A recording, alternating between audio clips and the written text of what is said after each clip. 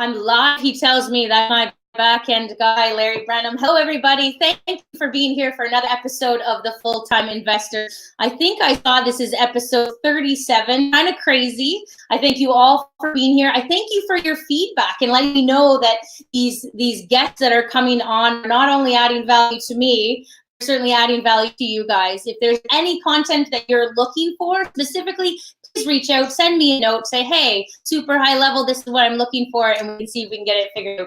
And today's guests are no different. I feel like I need to slow down my talking right now so that we can be super clear that you guys get as many nuggets as possible out of today's episode. So I have Melanie and Dave Dupuis with me here today. So excited for that. Hello, everyone. And Melanie and Dave are from Northern Ontario, but that is irrelevant. What I love about that is that location doesn't matter. It's mindset, it's drive, it's everything. If you create it, you can create the outcome of your life. I'd love everybody to hear your story from your point of view, from you guys, where you started, how you became Mel and Dave, the investor couple. Yeah, awesome. Well, firstly, thank you so much for having us. Yeah, I like your intro. It was cool. It was very different. We're standing, we're dancing. It was good. It was awesome. I know. Very nice. Very nice. So well done on that. When we started, I had two properties, so two multifamily, a duplex and a triplex. Dave had a single dwelling. Yeah. And so I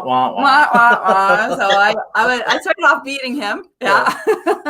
and I get to share the story all the time, so it's great.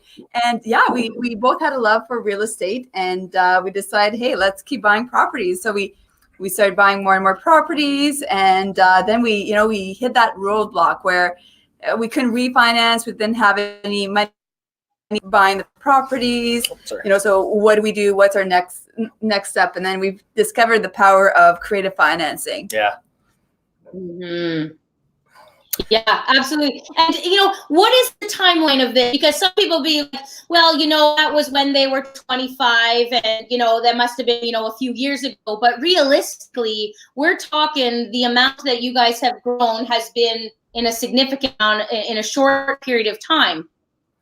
Yeah, and Mel and I met in about 2013-ish, and 2017. So we had between then we got 6 properties total, and then in 2017, once we discovered, thinking inside the box is boring, let's go outside the box, and then we discovered leverage, other people's money, creative financing, and that's when 2017 when we bought the 12 properties in 12 months. Yeah, and they were multifamily residences, so that was about 50. We got to count them. I keep saying we got to count them. 54, 56, around there. And I thought 58. Over 50.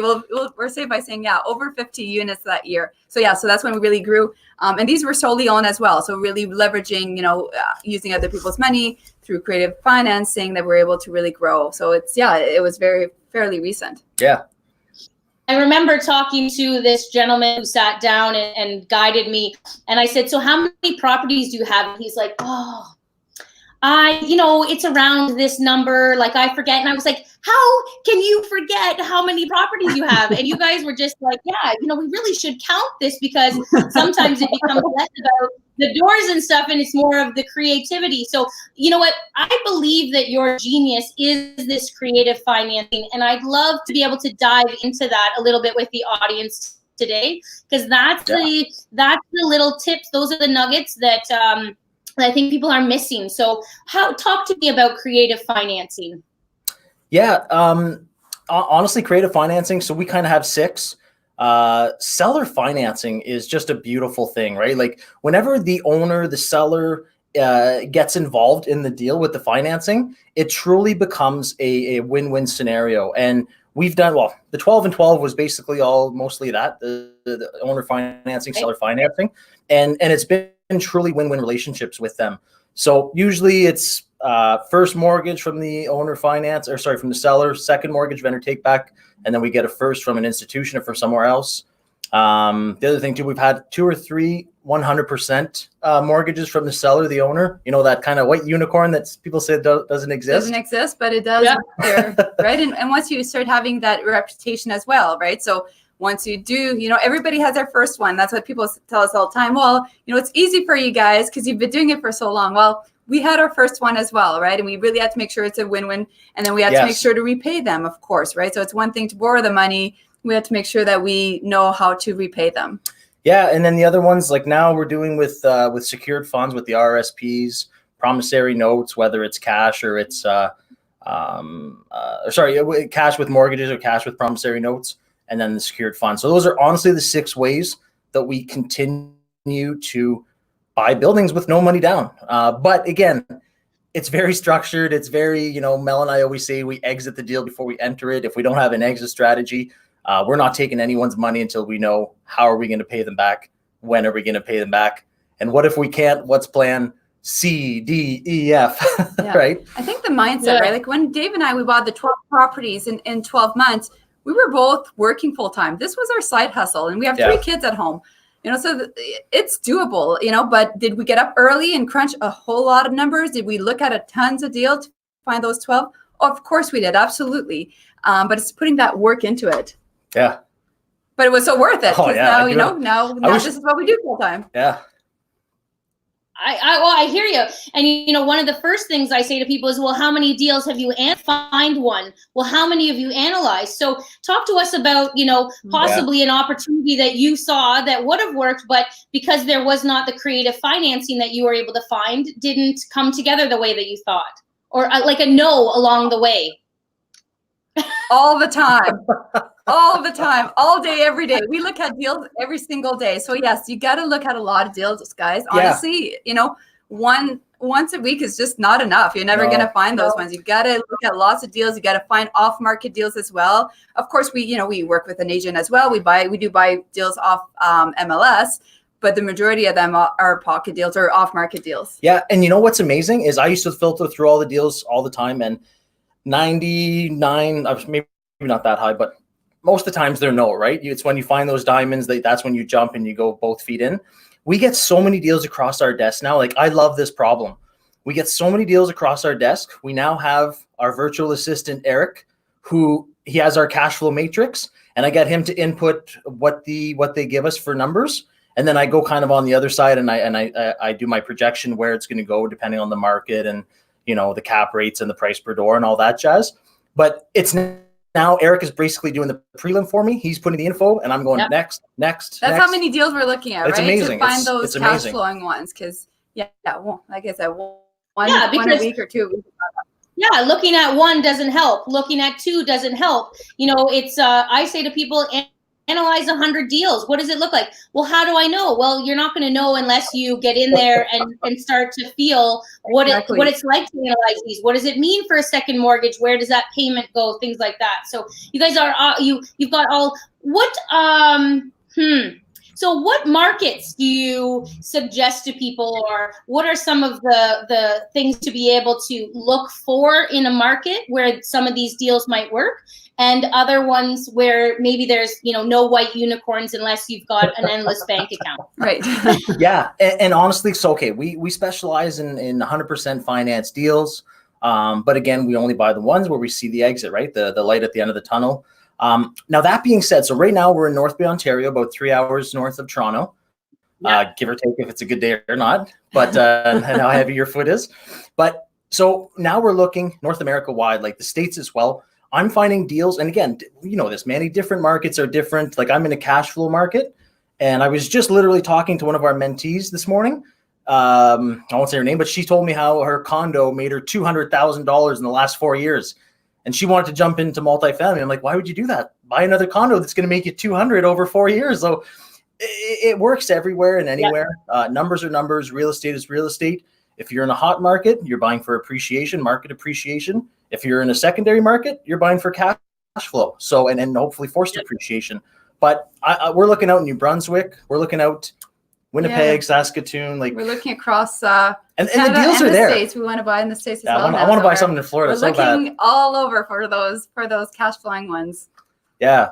Absolutely. So now tell me, I watched something one time of yours, and you were like, you know what? I'm not managing 26 properties for $500 a month cash flow. And I was just like, brilliant, spot on.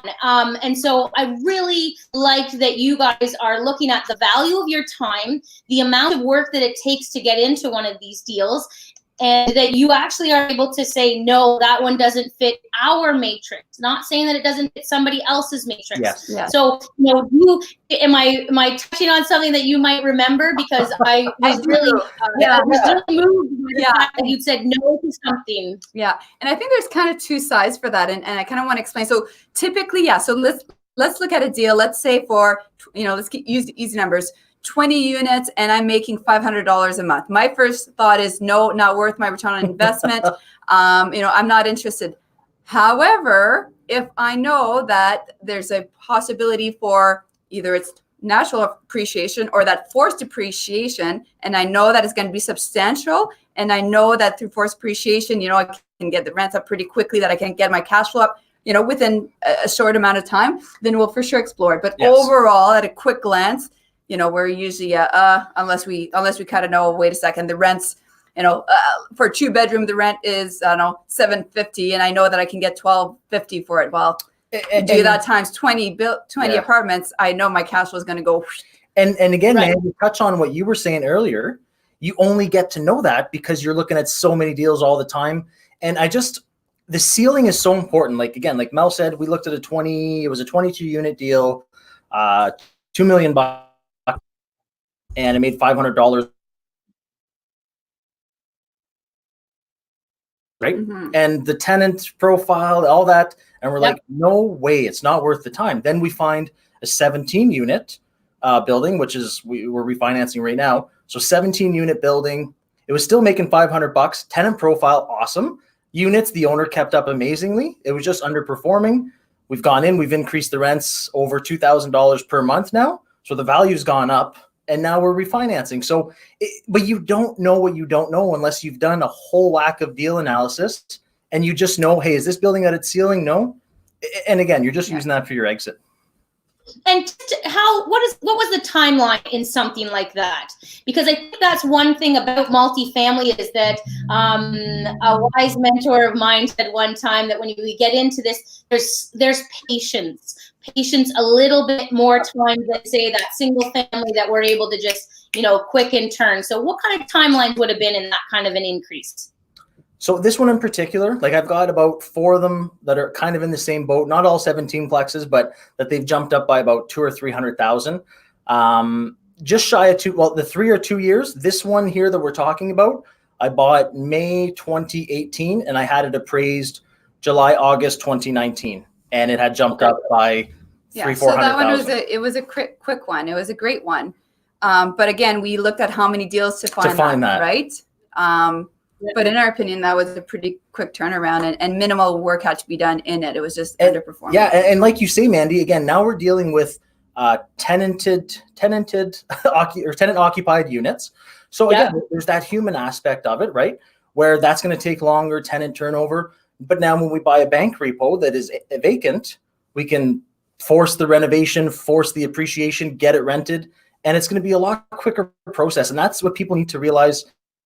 When you have a building that's fully occupied, it's going to take time and patience. And then if it's vacant, it's going to take a whole whack of money and renovations, but then you're going to have a quicker turnaround. So there's two different strokes for different folks, right? Yeah.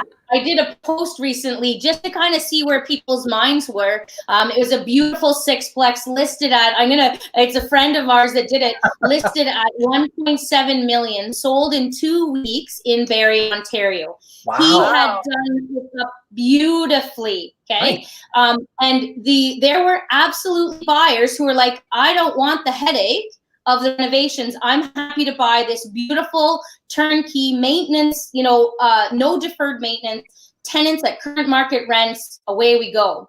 And then it was interesting to find the other side that are like, I would have liked to find it at the underside of it where you need more renovations, you need creative financing for the buy. Like there was a whole bunch of things. And I think it's really important to recognize who you are in how much time do you have in this? Are you looking for the large turnovers, which is the large time that goes into it? Or are you looking for a hands-free, set it and forget it, don't lose my money because it's not going anywhere, steady little increase in property? Yeah, that's a great point. You're bang on. Yeah. You're bang on, and we're synchronized. We're robots. Bang on, bang on. And but even within, like, even us, well, as you're talking, I'm like, wow, this is even us. You know, it's finding who you are, but sometimes it's what you want at different times, right? Sometimes we will do the flip right away, where we know, there's a lot of work in it, and we can flip it in, whatever it is, 3 months, 6 months, and get that lift. And other times we'll look at the same kind of deals and we'll say, no, we're going to pass on this one. And it's really about what else is going on within our portfolio, right? Is our money for this one? And I think being open-minded to looking at everything, and sometimes like, okay, we'll hold off on this one, and maybe it's not going to sell in 6 months from now. We're going to be all over it. So being flexible with yourself as well. I agree. But what we tend to gravitate to is, and this is our play, right? Is again, not the turnkey. I can't force my appreciation. And because we're using other people's, why we have to get those underperformings and then bring it up is because the exit before we enter. So we need to find something. Hey, we buy it here, we bring it up here, we pay out the investor, we pay out the seller financing, and that's how we keep going. If we had a whole, and then I'm thinking of what you said, people that want to buy the turnkey. If you have a couple $100,000 and you just want to put it into a building and set and forget, there's no wrong way of doing it, right? It's That's just the thing, it's just we're using other people's money. So for us to buy a brand new build and hopefully it appreciates so I can pay them back, I can't have an exit. Right. You can't have an exit, but I personally can't have an exit solid enough for myself to do it. But there's nothing wrong with either way. Especially in a secondary market. In a secondary, yeah. If I was in Toronto, it's a whole different story, right? Exactly, yeah. Or Barrie, right? Or it's kind of like, it's just doing awesome. It makes me feel good because we just bought a 6-plex October the 2nd, 90% seller financing for $620,000. Good for you. So it shows us you're always looking at what else is going on. So I think one of the really important things is to acknowledge the difference between small multifamilies, which is, single families, condos, duplexes, triplexes, and fourplexes, to the difference in how you evaluate a large multifamily building. What are some of the key financial calculations that you guys get people to learn? Because I know you have a phenomenal mentorship program too. Larry's putting all of your information at the bottom here. So people can find you. Thanks, Larry. On Instagram and YouTube and your websites and stuff. But what are some of the key financial calculations that you say, if you want to get into large multi, here are some of the steady calculations you need to know how to do? Yeah, and our cash flow matrix is something I live in all day, every day, basically. But when you're getting in, and I talk about it, and there's nothing wrong with this. It's just you need to know when you're getting into these bigger buildings.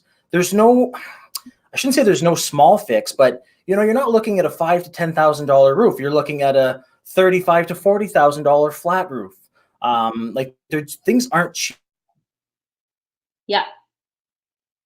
Absolutely.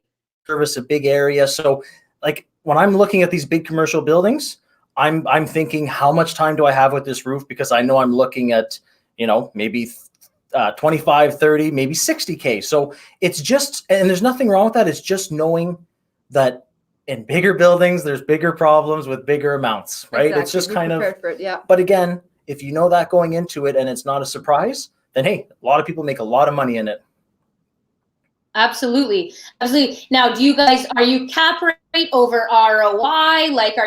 How do you, distinguish some of the differences between the small stuff to the larger stuff? And can you see his smile? He gets all excited. As soon as he talks numbers, he's getting so excited here. It's because I get it all the time. Like, Dave, what are you looking at? The amount of rent you get per door. Are you looking at cap rate or return? And I always give them a vague answer, and I hate when people give me vague answers. That's why I'm kind of laughing, because I'm about to give you a vague answer. It depends, yes. So when I'm looking at a building, I still buy duplexes and triplexes. I just look at how much time I'm going to have to put into it. What's the cost? How much money is going into it? I'm only having to deal with 3 tenants, and it's making me, we have triplexes that make us $1,500 a month cash flow. So if I want to buy, blows my mind. Yeah, and that's why we're in the perfect storm here in North Bay. And then, for example, again, I'm looking at a 13-plex, tenant rating probably F. Drugs and prostitution. Yeah, bad. So bad, right? But again, and the cap rates are good, the cash flow is good, the price per door is good, everything's good, but I just don't want to do it because I don't feel like dealing with that. And funny enough, recently we're kind of revisiting. Okay, should we re-explore? Should we have done it? Should we do it? Do we now that we're hands off? It's our director that would be dealing with them. Yeah. Do we? Yeah. But again, is it going to justify his time that he has put into it? Would I rather give him different tasks that he can, so it's kind of return on time, right? Yeah, ROT. It's more than just ROI and cap rates now. Yes, that's attractive, and yes, that gets me to look at it initially. But then, what is my time worth? Ends up being a massive factor in the end. Or what's our staff or what's our team's times worth? Left. Yeah. It's just if other value add buildings, then this one has to be a real rock star. Otherwise, skip it. Yeah. And always have lots of What I love about what you just really indicated there is that, large small single families, Larry and I were in there, hands getting dirty, things like that. But once you get into the larger stuff, there is this part, and I remember when we bought our 8 unit, the bank automatically put in a management fee. And I was like, well, we're going to manage that ourselves. And they said, it doesn't matter. It is a calculation that we need to put in there. Well, lo and behold, here we are 3 years later, and I'm not managing that building, that it actually has my management company in it in the commercial space. But the point was that as you grow larger, you have to rely on systems, on, who is managing that for us, because you're not doing the renovations on these things. And because of the size, it actually makes you grow larger than yourself at times. I did talk to one investor, and they were like, we have an 8-plex. It's the best thing we've ever done. And I said, what else do you have? And he said, that's it. We manage it. We renovate it. We do all of that. And I was like, and you're looking for another one of those 8 years later, you're going to have a hard time kind of that. So you really get people into the mindset that this is a business, that this is a large property. Not that duplexes aren't businesses, because I truly support that as well. But larger buildings make you think, if I can't do it, or if I don't do it, what are some of the systems in place that you encourage people to have for large buildings? And I'll go first. I know I can already tell he wants to jump in there too. But yes, absolutely. I think for us, if anything, it's one of our big mistakes, right? We tried doing everything ourselves for way too long, and we literally got to a point where we're like, just keeping up, and it was like, okay, well, if we want to grow, we have to outsource, we have to get staff in, whichever way is best for you. But absolutely, you can't keep growing if you're doing everything yourself. You're gonna hit that roadblock where you're up to here, and either you're not gonna want to do it because it's no longer fun, or just because you're burnt out or whatever. Absolutely, yeah. And what I liked when we started buying the bigger buildings was sitting with the bankers, the financial institutions, seeing how they underwrite things. And that's, again, in our cash flow matrix that we do. So it's underwritten like the bank. So there's no guessing. And when it dies on my matrix, I know it's going to die at the bank. So there's no more wasting their time, or more importantly, my time with that. And then talking to them as well, it was almost like a forced succession plan. And what I mean by that is, when they're forcing you to have property management fees in every deal, you're starting to look, well, this deal could support me outsourcing this. This deal can support me. So it actually kind of like makes you gravitate towards the building can support it. Think of how much more deals I can do if I'm not spending my time changing a toilet. I'm finding the next 3 deals. So yes, I did like that aspect, Mandy, of it, because forced us to get bigger and look further. And I think at first I was annoyed, like, exactly, that feeling. Well, wait a second. I had so many conversations. I'm self-managing, not putting this in. He was trying to convince them. And but of course they have a rationale behind it that we didn't see quite yet. But now it makes sense. And Total sense. We love having it in. And okay, whatever percentage, I mean, we do it internally. We don't do it Dave and I, but our staff does it. Our team does it for us. If it ends up being less than the percentage of the bank, awesome, bonus, more money in my pocket, right? So, but it's best, it's good to prepare yourself that way. And especially as you scale like you did, Mandy, you get to that point where you decide, hey, wait a second, I want to keep going. I don't want to do the management part anymore. I know that I'm still cash flowing even if I need to pay that whatever fee, 5, 10, whatever percentage you're paying. Yep. Put it in there, right? You're always an asset manager, but it doesn't mean that you manage the toilets. So in this 8-plex that we bought, there was actually an on-site superintendent as well, and it was factored into the numbers slightly. It was, an owner-tenant kind of relationship. That was fine. So I went and introduced myself, and I kind of, shoot myself in the foot, but I told him how awesome it was that he was managing this building and how, he cared for it like it was his own and all this kind of stuff. And he called me a week later and he's like, I really listened to what you shared with me. So I've gone out and I'm going to be a superintendent on this 56 unit building in Barrie or whatnot. And I was like, maybe I shouldn't have told him how good of a job he was doing. But that backfired. But the brilliance is, when you've got a superintendent on site, in your head, you can jump to the fact that, you're paying them, $40,000 a year, depending on the size of the building, of course. But then in another way, you can think, if my building supports a superintendent, I should really only be getting like emergency phone calls. Yes. And we'll be able to really oversee the asset, making sure it's performing at its highest and best use without all this little noise, because you've got somebody that you value it and take pride in, that's managing the tenants. Agreed. Absolutely. Agreed. Yeah, no, fully agree. Do you have any superintendents? We have, and I wouldn't say actual superintendents. It's more of like not eyes and ears for the building, but they will do things for us. Like, because again, in the bigger buildings, the common. Yeah. There's always, I shouldn't say nuances, but there's regulations in place, safety, hazard, everything, where is it cost effective for me to send my director of operations or my team there every single day to make sure the enunciator panels for they have to have a visual check every day. So having those eyes and ears at the building and obviously compensating them for it is a win-win. And like your guy, your compliment ended up being a resignation, but but you know what I mean? It's working with them as a whole win-win. Yeah. They're happy because they have pride in ownership or pride in where they're staying. And so I agree wholeheartedly with you. Yeah, absolutely. Absolutely. I'm trying to think of what else. So, do you see sometimes an evolution into large multi, or, if you've got the right background, the right education, anybody can get into large multis? Like, is there kind of like a rite of passage to be at a large multi? Yeah.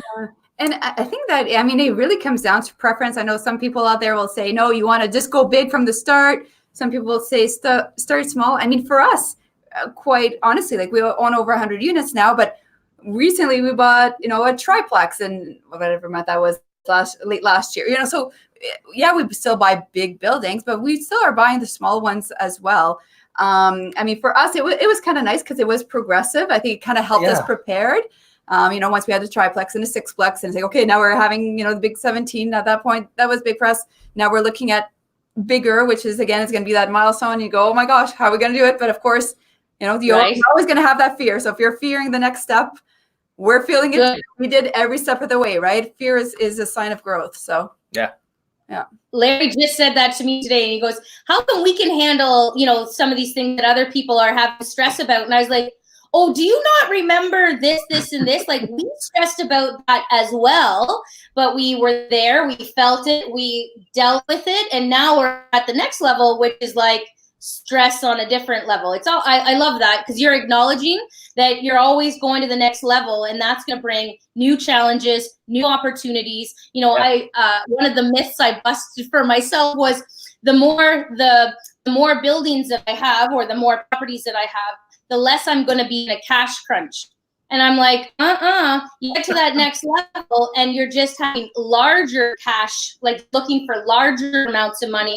But you're having larger returns. So it's almost still, again, the risk reward, balance. Yeah. And what's that? More money, more problem. Yeah. But I agree though, man. Like when you have your problems are here, your cash flow need is here. You just, it follows you. It's not, yes. And you kind of learn and go for it, right? Yeah, it's fun though. When we started dating, remember I called you at work and I I walked into my apartments and I thought it was destroyed. It wasn't really destroyed. It was a full. midnight move or Yeah, it was midnight midnight move. dash. So there was tons of garbage. I wouldn't say destroyed, but in my eyes back then, I thought it was destroyed. And I was so upset. It seemed like such a huge problem. And now, it's like, okay, well, let's fix it. Let's move on, right? Okay, let's talk deals. Let's look at the next deal. So once you're able to surpass those roadblocks, you learn from them. Okay, I got through it. Once you get through it once, then it doesn't seem as bad, right? Now it's like, oh, okay, what's our challenge of the day? Oh boy, how are we going to get through this one? And once we get through it, and in 2 years from now, we're going to look back at today going, oh, that was tiny compared to what we're dealing with now, right? Yeah. You have 100 units and one tenant destroys it. You're like, that's 1% of our portfolio. You have a duplex and one tenant destroys it. That's 50% of your portfolio. That's 50% that aren't paying you rent. That's 50% you have to go in and renovate. So the more you have, the more that, these issues are still there, but they're not as painful. It's like one little rock instead of like, a massive thing. Agreed. Yeah, agreed. Yeah. Yeah. It almost, it somewhat gets easier, right? So when you're starting off, it's just like, just get through it. Just hang in there. Yeah. Anyone that's starting, you're going to does get what's easier. the saying? This too shall pass. Like that saying has got me through so many things. Like when you're like, how am I going to, this too shall pass. And then you non-paying my rent. How are we going to do it? You clean up the unit, you get it rented again, you get first and last, and you're like, hey, this is this, and then you get another call, and it's something. But I agree, Mandy, and what I'm kind of glad, and not everyone will agree, was that we had started with the smaller buildings, we've gone bigger, and now we're dabbling in like commercial, like actual commercial tenants. And before I would have been so freaked out. Now we're looking at bigger buildings that have commercial on the bottom, residential up top. So again, we're getting more comfortable with that. So to just throw if we had just started with something like that, I probably would have survived it, but I'm kind of glad we gradually did it. So some people think differently, just jump into it right away, but I'm kind of glad we did it that way. It's, you were very fearful. I was I wanted it so bad, but I just had that, what if, and I was just looking too far ahead without taking the first step. Yeah. His passion was there. His dedication was there. But the fear was the roadblock. Crippled me, if there was a brake and a gas pedal, are we leaning toward who's the brake and who's the gas pedal? It's changed. It depends. I'm a big dreamer. Like I'm thinking of all these creative ways and things like that, and blah blah blah. And Mel will kind of not ground me, but she'll be like, "Okay, well, what about this and this?" And I'm like, "Oh yeah, that's right." So I like having the grandiose ideas. Mel brings me back to reality, but then sometimes too, I'm like, oh, this and this and this. And she's like, let's go find more deals. Like, get over this. Like, so both gas, both brake in different aspects. Yeah, in different aspects. It kind of adds up. Yeah. I'm a little more dramatic. But he has great big ideas too. So it's all good. Yeah. She brings me back my statement is, will this matter in 5 years? And, I say 5 years because, of course, I am a long-term thinker when it comes to this. And I remember buying my first asset. This is, a good spot to be able to leave people on. But, when I first bought it, I was like, oh, my God, I can't believe I have to wait 5 years to refinance this in a 5-year term, whatever. And we're past the 5 years. And I am just like, I actually had a really emotional time when somebody said, reflect on your last decade. Oh. And I'd reflected on a decade, but the majority of my growth has been in the last 5 years with regards to this. And a decade just looks like, a very different person from 10 years ago to today. Yeah. Where is that going to be 10 years from now? Wow, I like that. So is this going to matter in 5 years? Yeah. I like that a lot. And Mark Loeffler, another show guest that we have who has massive multi-families, he was like, Mandy, nobody is ever going to regret in 10 years a purchase they made 10 years ago. Because, if you're looking at, and I guess that's assuming that there are some fundamental factors that we need to look at, but we can think ourselves in and think ourselves out of a deal, that analysis by paralysis by analysis. And, I think you guys are great people to continue to keep taking action because nobody's going to regret a purchase that they made in 10 years from right now. I fully agree. No, that's awesome. That's a great way of saying things. It's true. Yeah, no, that's great. Yeah. Okay, so you guys have a book. I know that I'd like to end with, hearing from you, where we can find you, where the audience can watch and continue to learn from you guys as a power couple. Oh, look at that, Larry. Oh, yeah. So we wrote a book. So it's available on Amazon. It's a short book on purpose, just, get you started, 88 pages, just that, that push to get you started or to get you buying the next property. But we are all over social media. We post every single day. We have videos, we have quotes, we have all that kind of stuff. So our username is always Investor Mel Dave. So whether it's Instagram, Facebook, YouTube, TikTok, LinkedIn, Twitter, Snapchat, like we're on everything. So we're out there. So yeah, give us a follow. And we also have a master creative strategies that we use. So the creative strategies we kind of go through if ever anybody's interested in that creative strategies kind of thing. And it's www.12in12months.com, because that's when we bought the 12 in 12 months through creative strategies. Yeah. Awesome. Yeah. Well, thank you very much for your time this morning. I love your energy, and I will take that away. And if I could have Larry out here, I don't know. We're a little bit of a different dynamic. I love our dynamic. He's my tech guru there, as you are well aware. You're doing a great job. So thank you very much. Yes, well, thank you so much for listening. And yes, thank you, Mandy. For those listening, we had an amazing conversation a couple of months ago as well. Yeah, we appreciated that very much. Anyhow, we always very much respected all the information that you shared with us regarding JVs and all that kind of stuff as well. So you're the JV queen. Yeah, so exactly. Who else? So I love that you're doing the show and sharing with your viewers. So keep up the good job. It's definitely. Well. Different strategies fit everybody differently, and I think that's the beauty of what makes the world continue to be. We don't want to all be the same. There's just too much uniqueness. So I want them to take a little bit of you, a little bit of us, a little bit of our energy, and they'll go out and do their own thing as well. So thank you very much. This will be Mandy Brenham signing off for another episode of The Full-Time Investor. I look forward to seeing you next Thursday, 11 a.m. Eastern Standard Time, same place, same time. Have a great week, everybody.